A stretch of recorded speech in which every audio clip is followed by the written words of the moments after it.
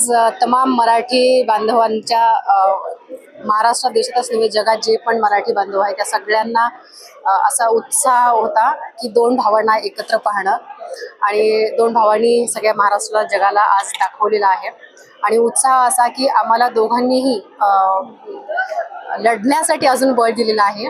अन्याय कोणावरती करायचा नाही, जर आपल्यावरती अन्याय झाला तर मग समोरच्याला फोडल्याशिवाय राहायचं नाही, हे आम्ही एवढं शिकून चाललो आज इथे। ठाकरे बंधू आता एकत्र आलेत, विरोध होताना नमवू शकतो। नुसतं फक्त चर्चेनेच तर त्यांचं जय गुजरात चालू आहे, गुजराती मोठा भाईचे पाय चाटणं चालू आहेत। एकत्र आल्यावर तर मला असं वाटतंय की सॉरी माझ्या शब्दांसाठी पण मी ठाकरेंची सैनिक आहे ना, म्हणून त्यांच्या बुडाला लागल्याशिवाय राहणार नाही।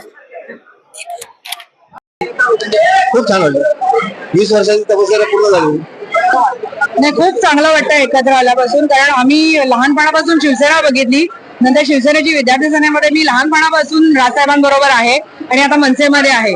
आणि काल जे पूर्ण आपल्या टीव्ही न्यूज चॅनलवरले सुशील केडिया यांचं जे वक्तव्य फिरत होतं ते म्हणत होते की त्यांना हिंदीच कळतं, तर मी त्यांच्यासाठी सांगू इच्छिते की હું ગુજરાતીમાં કહું છું કે હવે અમારો પ્રોગ્રામ થઈ ગયો છે અને બી રેડી, અમે લોકો આવીએ છીએ તમને મળવા અને આ તમારી લેંગ્વેજમાં હું તમને કહું છું।